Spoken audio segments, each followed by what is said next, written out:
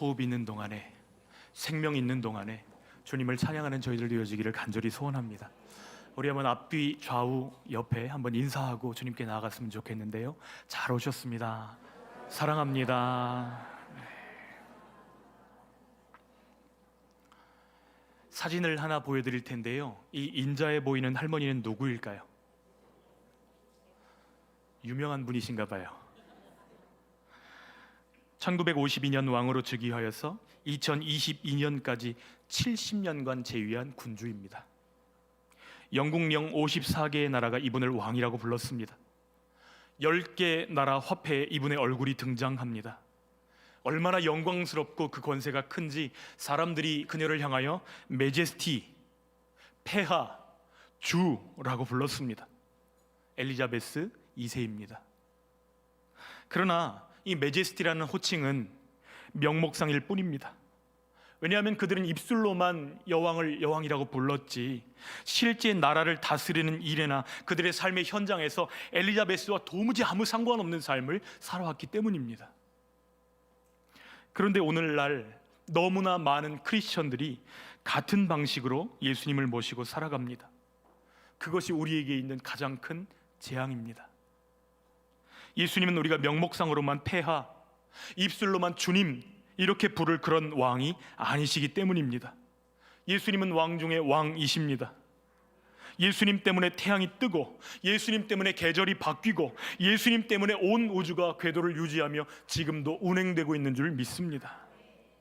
지구의 자전축이 수직으로 서 있지 않고 약 23.5도 기울기로 자전하고 공전하기 때문에 오늘도 우리가 살아서 주님을 예배할 수 있는 것입니다.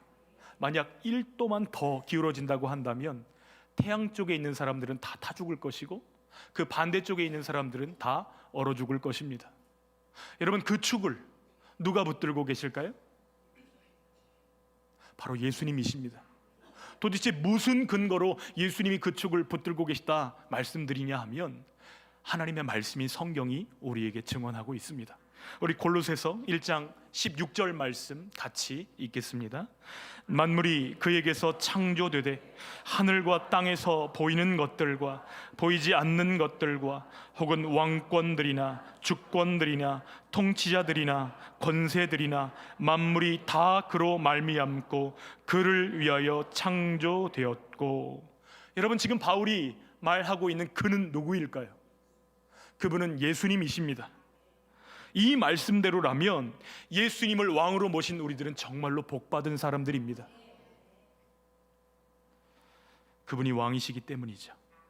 그런데 문제는 많은 사람들이 예수님의 왕되심을 누리지도 못하고 그 영광을 잘 보이지도 못하고 있다는 것입니다. 그 이유가 무엇일까요? 엘리자베스 여왕 섬기듯이 예수님을 명목상의 왕, 입술로만 주로 섬기기 때문입니다. 실제 삶 가운데서는 다 내가 왕입니다. 내 뜻대로 다 결정합니다. 그저 주님은 내가 계획하고 내가 의도한 삶을 잘 살아갈 수 있도록 도와주는 하늘의 도우미 정도로 생각합니다. 그러나 예수님은 그렇게 시시한 분이 아닙니다. 그분은 왕을 세우기도 하시고 왕을 패하기도 하시는 궁극의 왕이시기 때문입니다. 하나님을 참 왕으로 모시고 살아간 모델 백성이 있습니다. 바로 다윗입니다. 역대상 15장을 보면 다윗이 다시 법궤를 예루살렘으로 옮겨오는 이야기가 기록되어 있습니다.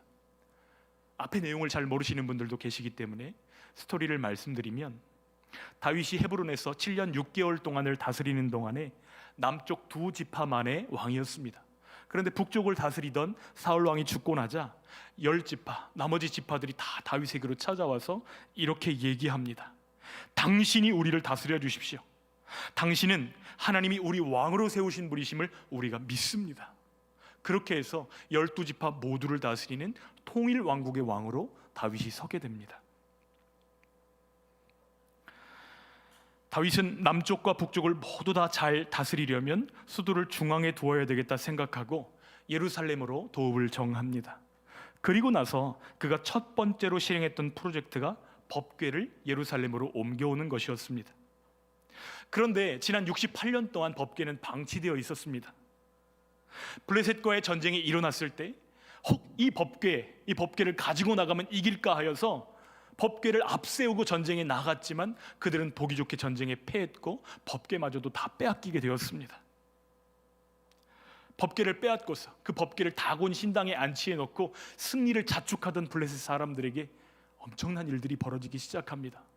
다음 날이 되자 그들이 섬기던 다곤 신이 엎드러져서 법궤 앞에 엎드러져 있는 것입니다. 이 일을 불길하게 여겨서 다른 곳으로 보내보는데 보내는 곳마다 재앙과 저주가 임하자 이 재수 없는 상자를 다시 이스라엘로 돌려보내야 되겠다 이렇게 결정을 하고 소가 끄는 술에 실어가지고 돌려보내기로 결정합니다.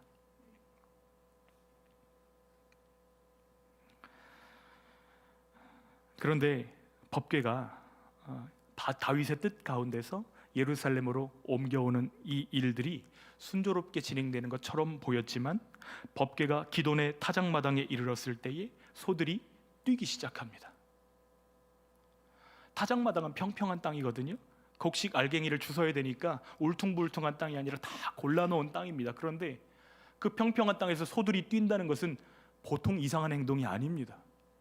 소들이 뛰고 궤를 실은 수레가 흔들리기 시작하자 하나님의 언약궤가 떨어질 위기를 맞이하게 됩니다. 그러자 우사가 손을 내밀어서 떨어지려고 하는 법궤를 붙들었다가 그 자리에서 즉사하는 일이 벌어집니다. 기쁘게 이 일을 진행하던 사람들의 마음이 얼음장같이 얼어붙기 시작합니다. 이 일에 대해서 다윗은 너무나 화가 나기 시작합니다. 다 누구 조차고 한 일이에요? 하나님 조차고 한 일인데 하나님은 왜 이렇게 내가 하는 첫 번째 일부터 초를 치시는가? 화가 난 다윗은 법궤를 오벳 에돔의 집에 놔두고 돌아옵니다. 그리고 3개월 동안 곱씹는 것이죠. 무엇이 잘못됐을까? 무엇 때문에 하나님이 불쾌하셨을까? 내가 뭘 잘못했을까? 그러다가 깨달은 것이 있습니다. 하나님의 법궤를 옮길 때에는 반드시 하나님이 정한 사람이 반드시 어깨에 매야 된다는 것을 깨닫게 된 거예요.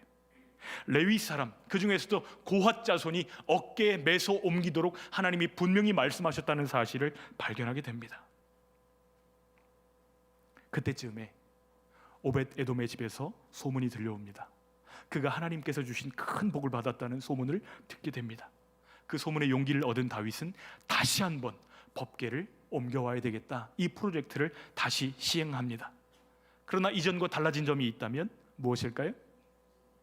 하나님이 원하시는 그 방식대로, 하나님이 말씀하신 그 모양대로 그대로 순종하기 시작했다는 것입니다.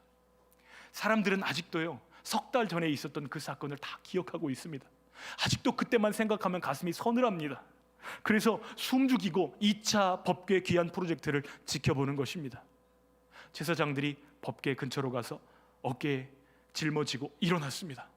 한 걸음, 두 걸음, 세 걸음 걷는데 아무 문제가 없어요. 그제서야 숨을 쉬기 시작하면서 법궤를 따라 이동하기 시작합니다. 다윗은 소를 잡아서 하나님께 감사 제사를 드리고 법궤와 함께 예루살렘으로 걸어옵니다. 하나님 임재의 상징인 법궤가 돌아온다는 것이 너무 기뻐서 법궤 앞에서 행하면서 춤을 추기 시작합니다. 그 심령의 즐거움을 춤으로 표현하기 시작하는데 누가 왕인지 누가 종인지 아무도 알 수 없을 정도로 옷이 내려가는 줄도 모르고 하나님을 기쁘게 찬양합니다. 그렇게 법궤가 무사히 예루살렘까지 도착합니다. 이게 너무 감사해서 백성들에게 떡을 나누고 먹을 것을 나눠줍니다. 그 충만한 가슴으로 왕궁에 있는 자기 집에 돌아왔는데 그 아내 미갈이 미간에 주름 쥐게 이렇게 인상을 팍 쓰면서 다윗을 책망합니다. 뭐라고 시작하는 줄 아세요? 아이고 아이고 아이고. 그 다음에 긍정적인 말이 올까요? 부정적인 말이 올까요? 왕이라고 하시는 분께서 채통도 없이 계집 종들 앞에서 엉덩이를 흔들어 대시니까 바지가 내려가는 거 아닙니까? 듣기만 해도 제가 짜증이 납니다. 그래가지고 어떻게 한 나라의 왕으로 군주의 역할을 감당하시겠습니까? 그러자 다윗이 대답합니다. 나는 당신이 말한 계집종 앞에서 춤을 춘 것이 아니요, 그들 눈앞에서 한 것이 아니라 하나님 눈앞에서 그리한 것이요. 이것이 역대상 15장의 큰 이야기입니다. 우리는 이 사건 속에서 다윗이 왕이신 하나님을 향해 가졌던 가장 중요하고 가장 기본적인 매너를 보게 됩니다. 무엇이죠? 겸손입니다. 왕이신 예수님께 대해 우리가 가져야 될 가장 중요한 태도도 겸손입니다. 어떻게 하는 것이 주님 앞에 겸손히 행하는 것일까요? 왕이신 주님을 누리는 하늘 백성답게 살아가려면 첫 번째는 왕이신 예수님을 인정하라는 것입니다. 왜 다윗은 그렇게도 간절히 그 법궤를 예루살렘으로 가지고 오려고 애썼죠? 하나님의 백성들을 통치하는 이 일에 하나님을 정의 자리에 모시고 나는 부의 자리로 내려가겠다는 고백입니다. 여러분 주민센터 들려보시면 캐비넷마다 다 딱지가 다 붙어 있습니다. 정 아무개, 부 아무개. 누구의 허락 없이는 이거 열 수 없다는 거예요. 정의 허락 없이는 이거 열 수 없다는 뜻입니다. 하나님께 정의 자리를 내어드리고 있는 다윗의 모습을 볼 수 있어요. 어떻게 그것을 알 수 있느냐? 다윗이 법궤를 맞으러 나갈 때 그는 왕관을 쓰지 않고 나아갑니다. 또 그는 평소에 입던 왕복을 벗어버리고 보통 사람들이 입는 베옷을 입고 그 위에 에봇 하나를 걸쳤을 뿐입니다. 여러분 이것은 왕의 통치에 필요한 통치 도구 하나를 가져오는 행위가 아니라는 거예요. 무엇이죠? 하나님이 정이시고 나는 부일 뿐입니다. 진짜 왕관을 쓰시고 진짜 왕복을 입으실 분은 오직 하나님뿐이라는 고백입니다. 우리도 그리하기를 간절히 소원합니다. 우리는 어떻게 예수님을 인정할 수 있을까요? 예수님을 정의 위치에 모셔드리고 나는 내려오는 것입니다. 여러분 정말 좋은 아내가 되기를 원하십니까? 예수님을 정의 자리에 모셔드리고 나는 부의 위치로 내려오셔야 됩니다. 여러분 남편을 돌보시고 보살피시고 그 마음을 이끄시고 책임지실 분은 오직 예수님밖에 없잖아요. 우리가 그렇게 할 수 없습니다. 여러분 사업이 잘 되든 안 되든 관계없이 잘 자고 풍성한 은혜 가운데 그 사업을 감당하기를 원하신다면 사장 자리를 예수님께 내놓으시기 바랍니다. 예수님이 정사장이시고 저는 부사장입니다. 사업을 그렇게 운영해 나갈 때 그곳에 하나님의 통치가 임하는 것입니다. 여러분 어떤 교회가 좋은 교회이죠? 예수님이 담임 목사인 교회가 정말 좋은 교회입니다. 예수님이 담임 목사이시고 그분의 뜻을 받들어서 인간 목사는 그분의 뜻을 수종하고 모든 성도들이 한 마음으로 그 뜻을 이루기 위해 애쓰는 교회가 진짜 교회요 좋은 교회인 줄 믿습니다. 예수님을 왕으로 인정하는 것이 막연하지가 않습니다. 정과 부의 원리가 확실하게 세워질 때에 우리는 하나님 나라를 누리며 보이며 끼치는 증인의 삶을 살 수 있을 줄 믿습니다. 예수님을 왕으로 인정하십시오. 두 번째는 왕이신 예수님을 경외하라는 것입니다. 여러분 중국의 시진핑이나 김정은이 등장하면 사람들이 박수를 칩니다. 근데 그 자리에 모여있는 사람들이 다 기뻐서 박수를 치는 걸까요? 치고 싶어서 치는 걸까요? 그렇지 않을 수도 있어요. 그렇지만 그 분위기가 두려워서 치는 박수는 경외라고 하지 않습니다. 경외는 무엇이죠? 경외는 사랑하기 때문에 두려워하는 것입니다. 여러분 우리가 정말로 좋아하고 정말로 사랑하는 사람 앞에 서면 그 마음에 생기는 어려움이 있습니다. 그분 앞에서 우리가 함부로 말하지 못합니다. 함부로 행동할 수 없습니다. 사랑하기 때문에 두려워하는 것, 이것이 진짜 경외인데 이 경외감을 잃어버리면 그때부터 우리 문제가 생기기 시작합니다. 반드시 실수합니다. 다윗의 실수가 무엇이죠? 왕께서 어떻게 생각하시는지, 왕께서 무엇을 원하시는지 묻지 않고 개의치 않고 내 생각대로 이렇게 하면 하나님 좋아하시겠지, 새 수레를 준비합니다. 하나님이 명하지 않은 방식으로 그 일을 진행했습니다. 그러나 하나님이 기뻐하시는 것은 우리가 그의 식과 법대로 순종하는 것입니다. 내 생각, 내 방식이 아닙니다. 내 직함 앞에 부자가 붙어있는 사람들이 있습니다. 부통령, 부실장, 부총무. 부자의 지혜가 무엇이죠? 정자 붙은 사람의 권위를 인정하고 그가 악한 짓을 하거나 원리에 어긋나는 행동을 하지 않는 한 그 권위를 존중하고 그 권위를 어렵게 생각하는 것입니다. 여러분 한번 생각해 보세요. 여러분이 회사의 정사장인데 여러분 회사의 부사장이 여러분께 허락도 받지 않고 몇십억짜리 거래에 사인을 해버렸어요. 여러분 그러면 그 사람 어떻게 하시겠습니까? 저라면 자릅니다. 왜 그렇죠? 그 사람은 큰 일을 한 사람이 아니라 큰 일을 낼 사람이기 때문입니다. 그러니까 작은 것이라도 다 물으십시오. 저 이렇게 생각하는데 괜찮을까요? 제게 좋은 생각이 있는데 주님은 어떠세요? 하나님께 묻는 것이 지혜입니다. 그게 겸손이고 그게 하나님께 향한 바른 예의입니다. 하나님을 바지사장으로 만들지 않으시기 바랍니다. 우사는 법궤가 떨어질까 봐 손으로 법궤를 붙들었다가 그 자리에서 즉사했습니다. 제가 어렸을 때에는 이 내용이 잘 이해가 되지 않았어요. 아니, 법궤가 떨어지지 않는 게 하나님께도 더 좋은 일 아닌가? 이렇게 생각했어요. 법궤가 떨어지면 어떻게 될까요? 그 안에 있는 것들이 다 굴러 떨어지겠죠. 흙먼지에 뒤집어 쌓이겠죠. 안 떨어지는 게 하나님께 더 좋은 일 아닌가? 이렇게 생각했었어요. 그런데 여러분, 법궤가 무엇이죠? 하나님 임재의 상징물입니다. 법궤를 어디에 보관할까요? 지성소에 보관합니다. 그런데 그 지성소에 들어갈 수 있는 사람은 하나님이 정하신 딱 한 사람입니다. 대제사장입니다. 그 대제사장이라 할지라도 1년에 딱 한 번 하나님이 정하신 대속죄일 그 한 번밖에 들어갈 수 없습니다. 들어가기 전에 어떻게 준비할까요?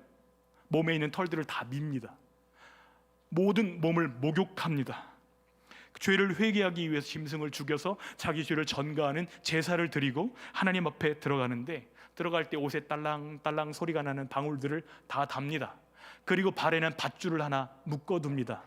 왜 묶어둘까요?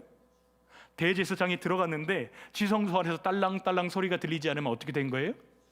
죽은 것이에요. 근데 그 시체를 가지기 위해서 다른 사람이 따라 들어가면 그 사람은 어떻게 될까요? 죽습니다. 그래서 소리가 나지 않으면 밧줄을 끌어당겨서 그 사람을 끄집어내기 위한 용도인 것이죠. 그만큼 하나님의 법궤는 거룩하고 존귀한 것입니다. 하나님의 임재는 두렵고 떨리는 것입니다. 그런데 우사는 법궤를 가볍게 생각했습니다. 이 상자 떨어지면 안 되는데, 그래서 손으로 붙잡는데 저 더러운 땅바닥보다는 내 손이 거룩하지 아니한가. 만약 그때 우사가 죽지 않았다면 하나님 앞에서 이렇게 큰 소리치고 거들먹거렸을 것입니다. 아, 그때 내가 안 잡았더라면, 아, 그때 내가 그렇게 하지 않았더라면 하나님도 지금 내게 큰 빚을 지고 계시는 거라고 거들먹거렸을 것입니다. 그러나 하나님이 그를 충돌하셨을 때 그의 몸은 찢어졌습니다. 그래서 베레스 우사라고 부릅니다. 이게 앞에 베레스는 찢으셨다라는 뜻입니다. 이 사건 이후로 모든 백성들은 두려움을 가지게 되었는데, 죽을까 봐 두려움을 갖게 된 것이 아니라 하나님은 그렇게 함부로 대우해서는 안 되는 분이구나, 이것을 깨닫게 된 것입니다. 여러분, 우리가 찬양 한 소절, 기도 한마디, 하나님을 경외함으로 감당하시기를 부탁드립니다. 우리에게는 육의 버릇이 있습니다. 이 경외감을 잃어버리는 버릇입니다. 여러분, 자동차 새로 사보신 경험이 있으세요? 자동차 새로 사면 얼마나 아까워요. 막 옷 소매로 닦습니다. 뭐가 묻을까 봐. 세차도 처음에는 기계 세차를 넣지 않고 손 세차를 맡깁니다. 누가 문콕이라도 하면 마음에 상처 날 만큼 아끼잖아요. 그런데 그 마음이 얼마나 갈까요? 한 2년쯤 지나면 문콕 때도 우리 마음이 그렇게 야박하지 않습니다. 뭐 그럴 수도 있지. 한 5년쯤 되면 어떻게 되죠? 문 세게 닫아도 화 내요, 안 내요? 무덤덤해집니다. 한 10년쯤 지나면 우리 어떻게 생각할까요? 도대체 이놈의 차가 왜 안 망가지지? 이것이 우리 모습입니다. 근데 누구에게도 그렇게 하냐면 하나님께도 그렇게 합니다. 처음에는 경외로 시작합니다. 그저 앞에서 대표 기도하는 것 한 번만 순서를 맡아도 두려워 떨면서 한 주간 동안 덜덜덜 떨면서 준비합니다. 그런데 조금만 익숙해지면 하나님의 이름을 너무 함부로 사용합니다. 하나님께 대한 경외를 잃어버리고 하나님 어려운 줄 모르고 내 멋대로 내 마음대로 결정하고 살아갑니다. 여러분, 하나님을 잃어버린 신앙은 타락한 것입니다. 우리가 기도 안 하는 이유가 무엇이죠? 몸이 약해서? 게을러서? 아닙니다. 교만하기 때문입니다. 하나님과 상의하지 않아도 내가 다 알아서 할 수 있다고 생각하기 때문에 기도하지 않는 것입니다. 제가 오늘 이런 일들을 하려고 하는데 이 일이 제 인생 운명이 걸려 있습니다. 하나님은 어떻게 생각하십니까? 하나님은 제가 어떻게 결정하는 게 좋으십니까? 다 상의하십시오. 다 맡기십시오. 다 하나님의 인도를 받으십시오. 내 멋대로 결정하고 내 멋대로 성질을 내고 내가 계획한 대로 안 됐다고 때려치우고 내가 계획한 대로 됐다고 잘난 척하고 그렇게 하시면 큰일 납니다. 왕이신 예수님을 경외하십시오. 세 번째는 항상 왕이신 그분 앞에 살아가라는 것입니다. 왕의 눈을 의식하고 살아가십시오. 다윗의 생애에서 제일 기쁜 날은 언제였을까요? 소년 다윗이 물맷돌을 가지고 골리앗 앞으로 뛰어가서 이겼을 때, 그날보다 더 기쁜 날이 있을까요? 네, 그날도 다윗은 춤추지 않았습니다. 다윗의 결혼식 날은 어땠을까요? 왕족 사울의 딸 미갈과 결혼식을 올립니다. 얼마나 휘황찬란했을까요? 그런데 그날도 다윗은 이렇게 춤춘 적이 없습니다. 다윗이 기뻐 춤을 췄던 적은 성경에 딱 한 곡 기록되어져 있는데, 하나님의 법궤가 돌아오던 그날 다윗은 춤을 추며 기뻐하였습니다. 왜 이렇게 기뻐한 것이죠? 하나님의 임재가 돌아온다. 하나님이 이 나라의 왕으로 다스리신다. 법궤가 돌아온다는 것은 단순한 괴짝 하나가 돌아오는 것이 아니라 하나님의 임재가 이 나라의 중심이 된다는 참 기쁨의 편이었던 것입니다. 하나님이 이스라엘의 참 왕이십니다. 그 고백할 때에 다윗 안에는 견딜 수 없는 기쁨과 감사가 충만하게 넘쳐 흘렀던 것이죠. 그런데 그 충만한 가슴으로 집에 돌아왔는데 부인이 하는 말이 참 다윗의 이 가슴 빵빵하게 들어있는 그 감동과 감격과 은혜를 다 김을 빼버리는 일들을 하게 됩니다. 병행 본문이 사무엘 하이거든요. 6장 20절 말씀 같이 읽겠습니다. 다윗이 자기의 가족에게 축복하러 돌아오매 사울의 딸 미갈이 나와서 다윗을 맞으며 이르되, 이스라엘 왕이 오늘 어떻게 영화로우신지 방탕한 자가 염치 없이 자기의 몸을 드러내는 것처럼 오늘 그의 신복의 계집종의 눈 앞에서 몸을 드러내셨도다 하니. 미갈이 그 높은 곳에서 다윗을 내려다볼 때에 다윗이 법궤 앞에서 춤추는 그 모습이 민망하고 유치하고 못마땅하게 보였습니다. 왜 그랬을까요? 그 마음 가운데 교만함이 있었기 때문입니다. 본문 29절에 사울의 딸 미갈이 창으로 내다보다가 다윗 왕이 춤추며 뛰노는 것을 보고 그 마음에 업신여겼더라, 이렇게 기록하고 있습니다. 하나님보다 내 남편, 자신, 그 채통, 권위를 더 깊이 의식했기 때문입니다. 그러나 다윗은 항상 하늘 왕을 의식하고 그 앞에서 살았습니다. 사무엘하 6장 21절 바로 이어지는 말씀이거든요. 그 말씀을 보면 다윗의 고백이 기록되어 있습니다. 같이 읽겠습니다.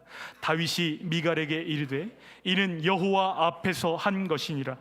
그가 내 아버지와 그의 온 집을 버리시고 나를 택하사 나를 여호와의 백성 이스라엘의 주권자로 삼으셨으니 내가 여호와 앞에서 뛰놀리라. 여러분, 두 번이나 반복되어지는 표현이 있습니다. 히브리어에서는 반복이 강조라고 말씀드렸는데요, 무슨 표현이 반복되고 있죠? 여호와 앞에서라는 표현입니다. 너는 사람들 눈 앞에서 그랬을지 모르지만 나는 여호와 앞에서 그렇게 한 것이다. 내 위에 왕이 계심을 고백한 것입니다. 여러분, 종교 개혁자들이 개혁을 이룰 때 그들이 목숨 걸고 외쳤던 개혁의 기치가 무엇이죠? 하나님 앞에서 코람 데오입니다. 우리도 그리하기를 원합니다. 내 위에 왕이 계시다. 왕께서 지금 나를 바라보고 계시고 나를 응원하고 계시고 내게 힘주기를 원하시는데, 그분을 사랑하며 경외하며 의지하는 주님의 백성들 되시기를 축복합니다. 말씀 사랑하는 것이 주님 사랑하는 것입니다. 말씀 앞에서 경외함으로 주님 앞에 홀로 서기를 원합니다. 그 생명의 말씀을 읽고 순종하면서 삶의 자리에서도 주님을 예배하는 저희들 되어지기를 소원합니다. 주님을 왕으로 인정하고 경외하고 의식하는 것이 하나님의 왕되심, 그 왕이신 주님을 누리는 하늘 백성의 기본 자세인 줄 믿습니다. 그 복을 누리며 그 복을 정말로 유통하는 삶을 살기를 원하신다면 정말 주님 사랑하고 경외하는 저희들 되어지기를 간절히 소원하고 축복합니다.